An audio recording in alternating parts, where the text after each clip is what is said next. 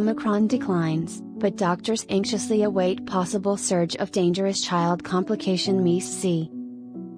After the Omicron coronavirus variant made a record number of U.S. children sick in January, children's hospitals across the United States braced for what has come with every other spike in the COVID-19 pandemic: cases of a rare but dangerous condition called multisystem inflammatory syndrome in children, commonly known as MECC. But a number of hospitals say the expected surge in cases hasn't showed up, at least not yet. MECC can follow COVID-19 even some weeks after infection.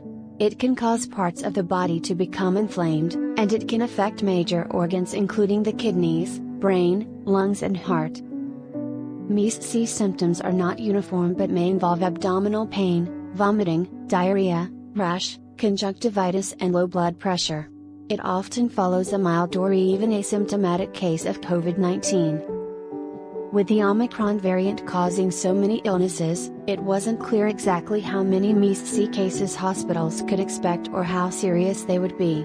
Research is still underway, but healthcare providers at many major children's hospitals describe the outcomes as a mixed bag. Cases seem to vary by region. More than 3 million children have been sick with COVID since the start of the pandemic, according to the American Academy of Pediatrics analysis of data from the states that report cases, hospitalizations and deaths by age. The more contagious Omicron variant brought a flood of cases. Almost 5 million children have had COVID just since the beginning of January. Different regions of the country are still at different points in the Omicron wave, and it will take some time before scientists have a clearer picture of what the variant has meant for MECC cases overall. One thing is certain about MECC: it always follows the same pattern, said Dr. Roberta DiBiase, Infectious Disease Division Chief at Children's National Hospital in Washington, D.C. From her work with kids and COVID-19 so far, MECC still seems rare, relative to the number of COVID-19 cases that doctors at Children's National have treated. A study published Monday found that during the winter of 2020-21, there was one MECC hospitalization for every COVID-19 hospitalization for children 5 to 11 years old. The period studied was long before the Omicron wave hit, but the researchers note that MECC may not be as rare. In Washington, DiBiase said, her hospital has had 30 Omicron-related MECC cases. With the first wave, DiBiase said, they treated about 100 kids with MECC, and with Delta, it was about 60. For example, CDC research released in January showed that the Pfizer/BioNTech COVID-19 vaccine reduced the likelihood of MECC by 91% in children 12 to 18 years old during a period when the Delta variant was predominant. At Children's Hospital of Colorado, workers are seeing about 2 or 3 cases of MECC a week, despite what Dr. Payne described as a ton of COVID-19 cases. The MECC children, we thought we may see an uptick with Omicron, but we haven't, Dr. Payne said. At the University of Pittsburgh Medical Center, Dr. Marian Michaels watched the many-fold increase in COVID infections and hospitalizations in her area with deep concern, but the spike in MECC cases hasn't come. Michaels said she regularly talks with other doctors as a part of a CDC surveillance network, and with Omicron, it's been a mixed bag. Some hospitals have seen a spike in MECC cases, but many have seen only a handful.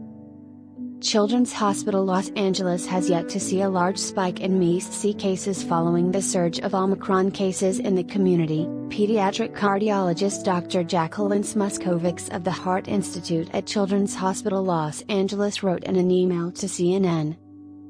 In December and January, the hospital treated 22 MECC patients.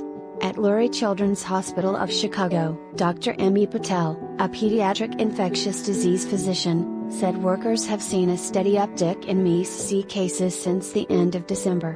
During the Delta surge, the hospital saw relatively few MECC cases. These numbers suggest that MECC is increasing with Omicron, Dr. Michael Portman, Director of Research in the Division of Cardiology, wrote in an email to CNN. What to watch for with MECC? Yone said that at Colorado Children's, most children get better and do not seem to have lingering effects. The first MEAS-C children we saw were in May of 2020. So they already had their one follow-up, and all of those kids in 2020 have done very, very well, Yone said. A study in American Heart Association's journal in January suggested most children with MEAS-C begin recovering in the first week after hospital discharge and fully recover heart function within 3 months. The best approach with MEAS-C, doctors said, is for children not to catch COVID-19 in the first place. It's a very scary, serious condition, Manning said. That means getting all kids vaccinated if they're eligible.